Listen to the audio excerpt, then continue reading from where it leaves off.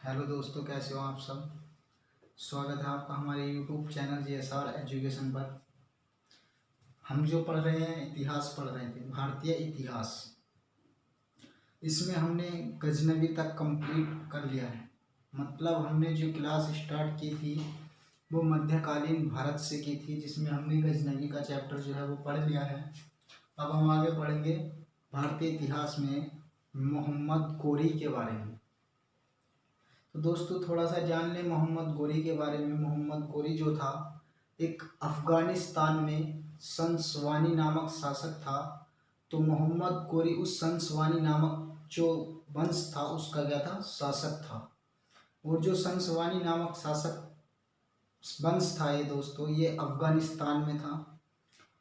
और मोहम्मद गोरी का जो उद्देश्य था भारत में आक्रमण करने का, वो जो महमूद गजनवी का उद्देश्य था, उसका महमूद गजनवी का जो उद्देश्य था वो सर्वप्रथम उद्देश्य धन लूटने का था। और उस धन लूटने के बाद अपनी जो है मध्य एशिया में एक विशाल साम्राज्य स्थापित करना था। लेकिन मोहम्मद गोरी का मतलब ऐसा कुछ नहीं था। मोहम्मद गोरी का पॉइंट था भारत में मुस्लिम साम्राज्य की स्थापना करना, ज़्यादा से ज़्यादा मुस्लिम लोगों को बढ़ाना, अपनी मतलब जो और जातियों के और वर्ग के व्यक्ति थे उनको मुस्लिम धर्म दिवाना, उनको अपने धर्म में मिलवाना। ये क्या था, मोहम्मद गोरी का श्रेय था। बात करते हैं हम मोहम्मद गोरी के पूरा नाम क्या था। मोहम्मद गोरी का पूरा नाम शहाबुद्दीन मोहम्मद गोरी था। ठीक है दोस्तों, अब शुरू करते हैं मोहम्मद गोरी। मोहम्मद गोरी, बात करें हम मोहम्मद गोरी के पूरा नाम, तो दोस्तों मोहम्मद गोरी का जो पूरा नाम था वो था शहाबुद्दीन मोहम्मद गोरी। मोहम्मद गोरी। और दोस्तों बात करें कि मोहम्मद गोरी कहाँ का रहने वाला था, तो मोहम्मद गोरी निवास स्थान की अगर बात करें मोहम्मद गोरी की, तो ये था अफगानिस्तान में। अफगानिस्तान। ठीक है दोस्तों, अगर हम बात करें मोहम्मद गोरी के वंश की, वंश, तो इनके वंश का नाम था संसवानी वंश, जो कहाँ पड़ता है, अफगानिस्तान में। ठीक है, अगर हम मोहम्मद गोरी के पूरे नाम की बात करें तो क्या है, शहाबुद्दीन मोहम्मद गोरी। और मोहम्मद गोरी का जो निवास स्थान था वो था अफगानिस्तान। अगर हम बात करें मोहम्मद गोरी के वंश की, तो मोहम्मद गोरी के वंश का नाम संसवानी वंश था। और जो मोहम्मद गोरी था उसका भारत में आक्रमण करने का अगर उद्देश्य की बात करें, भारत में आक्रमण करने का उद्देश्य क्या था, आक्रमण करने का उद्देश्य। तो दोस्तों जो मोहम्मद गोरी था उसका भारत में आक्रमण करने का उद्देश्य एक भारत में जो है बहुत बड़ा मुस्लिम साम्राज्य स्थापित करना था। उद्देश्य था मुस्लिम साम्राज्य स्थापित करना। दोस्तों मोहम्मद गोरी का भारत में आक्रमण करने का उद्देश्य क्या था, मुस्लिम साम्राज्य स्थापित करना। तो दोस्तों बात करते हैं मोहम्मद गोरी के युद्ध के बारे में। मोहम्मद गोरी ने किस टाइम, किस जगह और किस शासक पर युद्ध किया।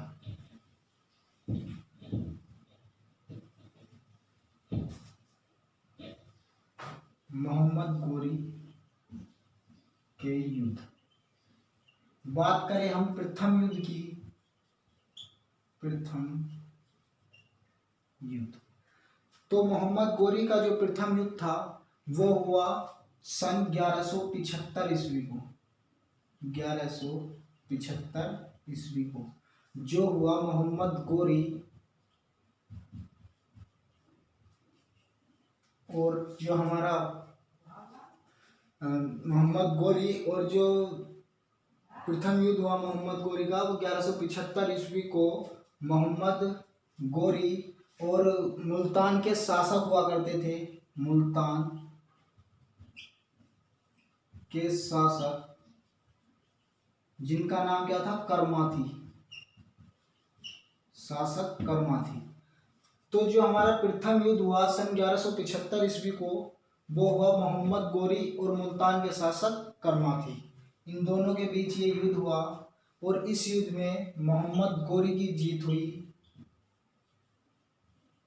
और जो ये मुल्तान के शासक थे इनकी हार हुई।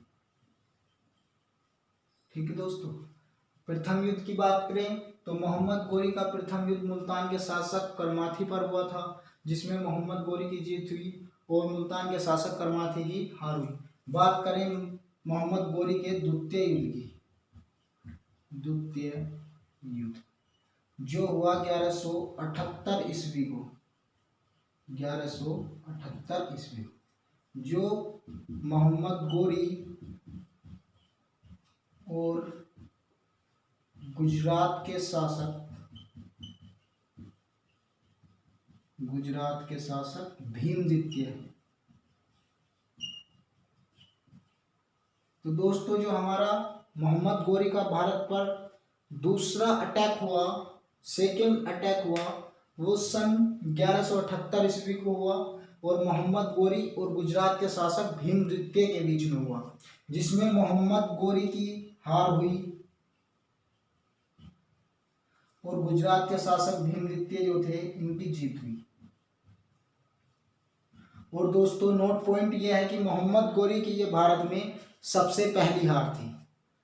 नोट पॉइंट की अगर हम बात करें, यहाँ से हमें एक नोट पॉइंट मिलता है, मोहम्मद गोरी की भारत में पहली हार, मोहम्मद गोरी की भारत में पहली हार, जो किससे हुई? भीमद्वितीय ने हराया मोहम्मद गोरी को पहली बार सन 1178 ईस्वी को।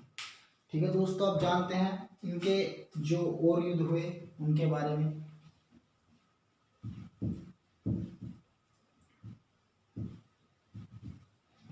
दोस्तों इसके बाद युद्ध हुआ तराइन का प्रथम युद्ध, तराइन का प्रथम युद्ध जो 1191 ईस्वी को हुआ। बात करें हम तराइन के प्रथम युद्ध की, तो जो तराइन का प्रथम युद्ध था ये हुआ मोहम्मद गोरी और हमारे पृथ्वीराज चौहान तृतीय के बीच में। उस समय हमारे पृथ्वीराज चौहान तृतीय जो थे वो दिल्ली पर शासन कर रहे थे। तो युद्ध हुआ हमारा मोहम्मद गोरी और दिल्ली के शासक पृथ्वीराज चौहान तृतीय।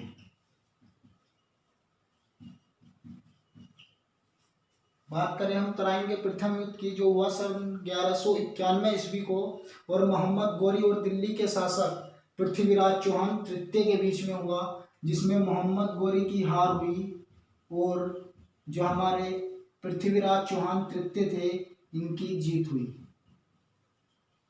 और इस जीत के बाद पृथ्वीराज चौहान तृतीय ने मोहम्मद गोरी को अपना बंदी बना लिया, लेकिन कुछ समय बाद मोहम्मद गोरी को पृथ्वीराज चौहान तृतीय ने छोड़ दिया। जब मोहम्मद गोरी को पृथ्वीराज चौहान तृतीय ने छोड़ दिया तो मोहम्मद गोरी ने अपने मन में बदला लेने की ठानी। किससे? पृथ्वीराज चौहान से। तो मोहम्मद गोरी जो था उसने हमारा एक क्षेत्र पड़ता था उस समय कन्नौज, और वहाँ का जो शासक था उसका नाम था राजा जयचंद। और मोहम्मद गोरी ने जाकर कन्नौज के शासक राजा जयचंद से हाथ मिलाया और इस युद्ध में, इससे अगला जो युद्ध हुआ उसका नाम था तराइन का सेकंड युद्ध, जो हुआ 1192 ईस्वी में।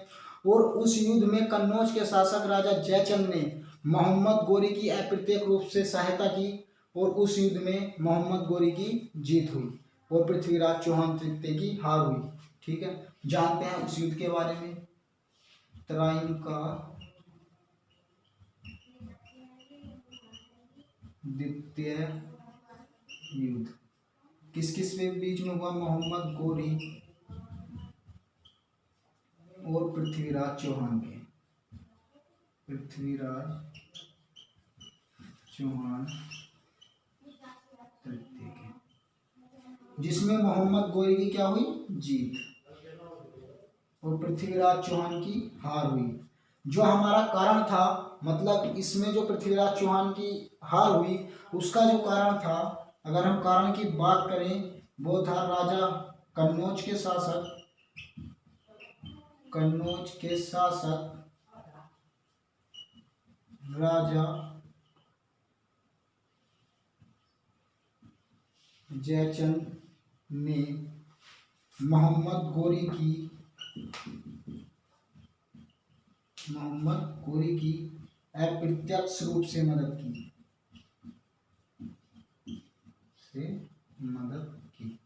ठीक है दोस्तों, जो मोहम्मद गोरी और पृथ्वीराज चौहान तृतीय के बीच में जो तराइन का ये सेकेंड युद्ध हुआ, इसमें किसकी जीत हुई, मोहम्मद गोरी की। मोहम्मद गोरी की जीत हुई 1192, मतलब इसका जो टाइम था वो क्या था, 1192 इसमें। ठीक है, और इसमें जो जीत हुई वो मोहम्मद गोरी की हुई, और जो जीत का सबसे बड़ा कारण था वो क्या था, कन्नौज के शासक राजा जयचंद ने मोहम्मद गोरी की अप्रत्यक्ष रूप से मदद की। इसमें इसने क्या था, जो पृथ्वीराज चौहान के जो गुप्तचर थे, मतलब जो गुप्त रास्ते थे, उनको बताया, उनके बारे में बताया, और अपनी सेना को भेज दिया। खुद नहीं जा पाया लेकिन अपनी सेना को भेज दिया। इस युद्ध के बाद जो हमारे मोहम्मद गोरी थे उसने पृथ्वीराज चौहान को बंदी बना लिया और बंदी बनाकर अजमेर भिजवा दिया। ठीक, ये क्या थी, मोहम्मद गोरी और पृथ्वीराज चौहान के बीच की लड़ाई थी। अब चलते हैं हम मोहम्मद गोरी के अगले युद्ध के बारे में जानेंगे, वो कब हुआ और कहाँ हुआ।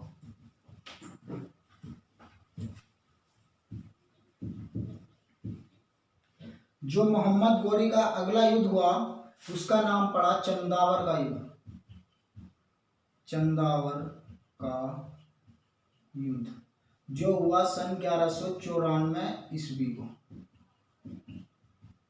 बात करें हम चंदावर के युद्ध की, कि चंदावर का जो युद्ध था ये किस किस के बीच में हुआ, तो चंदावर का युद्ध दोस्तों मोहम्मद गोरी और जो कन्नौज का शासक था राजा जयचंद उसके बीच में हुआ। यानी कि जिसने मोहम्मद गोरी की मदद की, बाद में मोहम्मद गोरी ने उसी पर आक्रमण कर दिया। किस किस के बीच में हुआ, मोहम्मद गोरी और कन्नौज के शासक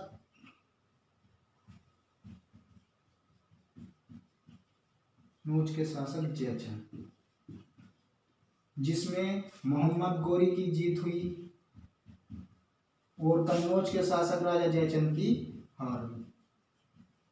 मोहम्मद गोरी ने अपना धर्म स्थापित, मुस्लिम साम्राज्य स्थापित करने के लिए जो कन्नौज का शासक था राजा जयचंद, उसको भी नहीं बख्शा जिसने उसकी मदद की थी, और सन 1194 ईस्वी में राजा जयचंद पर भी आक्रमण कर दिया।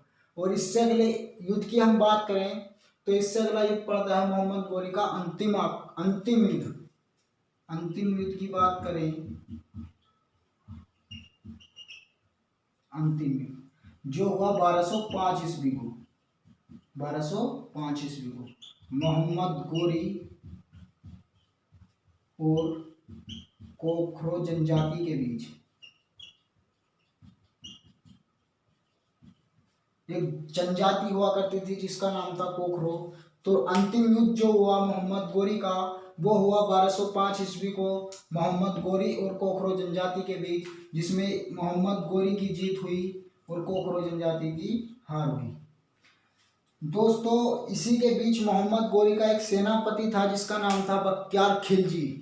और बख्तियार खिलजी जो है, जो हमारा पूर्वी भारत क्षेत्र पड़ता है जैसे कि बिहार वगैरह, वहाँ गया और उसने बिहार जैसे राज्यों को जीत लिया। और उसने बिहार जैसे राज्यों को जीतने के बाद जो वहाँ हमारा एक दो हमारे बहुत प्रसिद्ध विश्वविद्यालय हैं जिसका नाम था नालंदा विश्वविद्यालय और एक था विक्रमशिला विश्वविद्यालय। वहाँ उसने उन राज्यों को जीतने के बाद इन दोनों विद्यालय को नष्ट कर दिया। ठीक है दोस्तों, मोहम्मद गोरी का कौन था, एक सेनापति था, सेनापति जिसका नाम था बख्तियार खिलजी। बख्तियार खिलजी इसने जीता पूर्वी भारत को, पूर्वी भारत को जीता। और जो हमारा नालंदा विश्वविद्यालय था, नालंदा और विक्रमशिला विश्वविद्यालय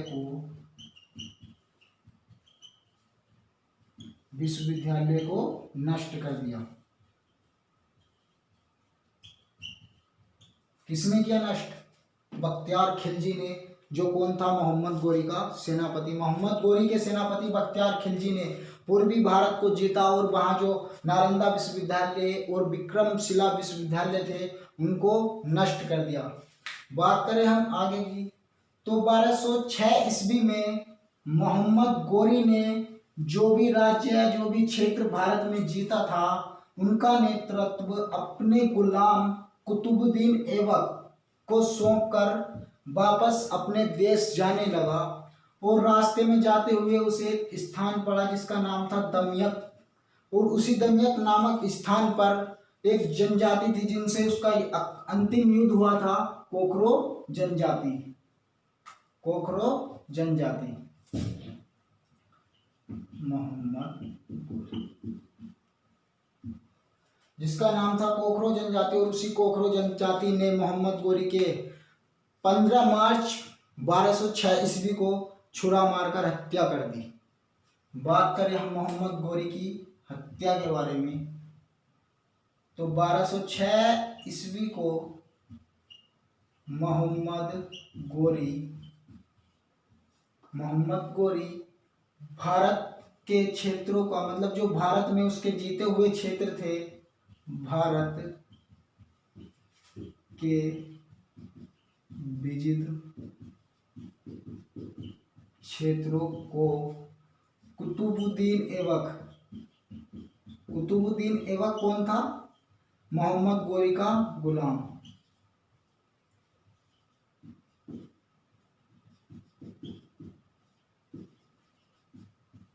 बारह सौ छह ईस्वी को जो भारत में मोहम्मद गोरी के विजित क्षेत्र थे उनको कुतुबुद्दीन ऐबक को सौंपकर वह वापस अपने गृह प्रांत जाने लगा। और गृह प्रांत में जाते हुए उसके लिए एक स्थान पड़ा जिसका नाम था दमियत नामक स्थान।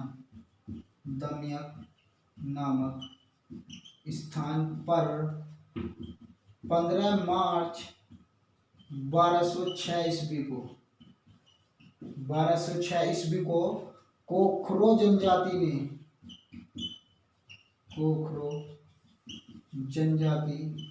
के लोगों ने छुरा मारकर हत्या कर दी।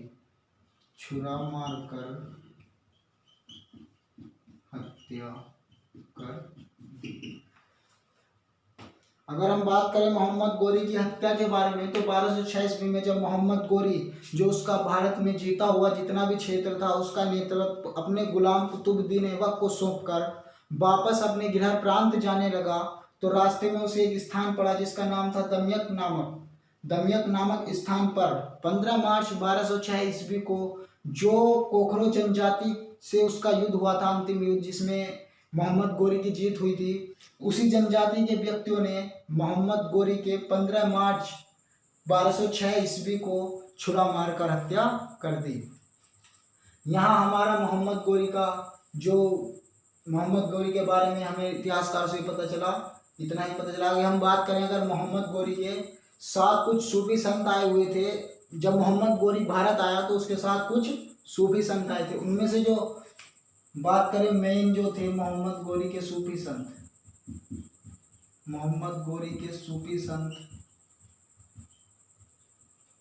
सबसे जो मोस्ट सूफी संत थे मोहम्मद गोरी के वो थे ख्वाजा मोइनुद्दीन चिश्ती।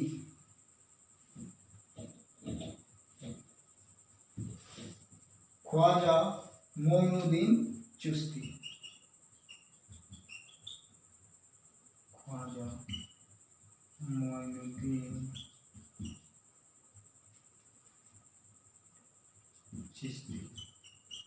जो मोहम्मद गोरी के साथ सूफी संत भारत आए थे, उनका क्या नाम था? ख्वाजा मोइनुद्दीन चिश्ती। ये मोहम्मद गोरी के साथ भारत आए थे मुस्लिम साम्राज्य में, मतलब मुस्लिम साम्राज्य को बढ़ाने के लिए गोरी के साथ आए थे, यानी कि लोगों को मुस्लिम साम्राज्य, मुस्लिम धर्म जो था उसके बारे में बताने के लिए और उन्हें ज़्यादा से ज़्यादा अपने धर्म की ओर, मुस्लिम धर्म की ओर आकर्षित करने के लिए। अगर हम बात करें मोहम्मद गोरी के सिक्कों की, मोहम्मद गोरी के सिक्के, तो दोस्तों हमें इतिहासकारों से पता चलता है कि जो मोहम्मद गोरी के सिक्के थे उन पर एक और कलमा लिखा हुआ था और एक और जो हमारी देवी लक्ष्मी होती है उनकी प्रतिमा अंकित थी। तो दोस्तों इससे हमें नोट पॉइंट ये मिलता है, जो मोहम्मद गोरी के सिक्के थे उन पे देवी देवताओं की प्रतिमा अंकित थी। मतलब एक और जो था सिक्कों पर एक और कलमा था, कलमा लिखा हुआ था,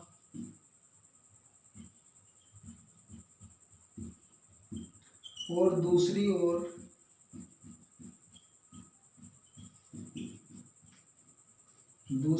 देवी लक्ष्मी की प्रतिमा थी। बात करें हम मोहम्मद गोरी के सिक्के के बारे में, तो मोहम्मद गोरी के जो सिक्के थे उन पर एक और कलमा लिखा हुआ था और एक और जो देवी लक्ष्मी होती है उसकी प्रतिमा थी, जिससे हमें एक नोट पॉइंट मिलता है। जो मोहम्मद गोरी के सिक्के हुआ करते थे उन पे देवी देवताओं के चित्र अंकित थे। दोस्तों इससे आगे जो हम पढ़ेंगे वो पढ़ेंगे दिल्ली सल्तनत के बारे में, जो हमारे इनके गुलाम हुए हैं कुतुबुद्दीन ऐबक, जिन्हें मोहम्मद गोरी जो उनके विजित क्षेत्र थे वो उनका नेतृत्व छोड़कर अपने प्रांत जा रहे थे, उनकी मौत हो गई थी उसके बाद।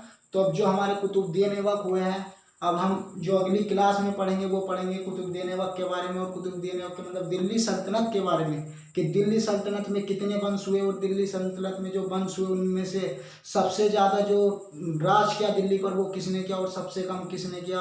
और बात करेंगे हम उस क्लास में कि दिल्ली कहाँ से आया, दिल्ली क्या था, मतलब दिल्ली शब्द जो है कहाँ से बना और दिल्ली की स्थापना किसने की।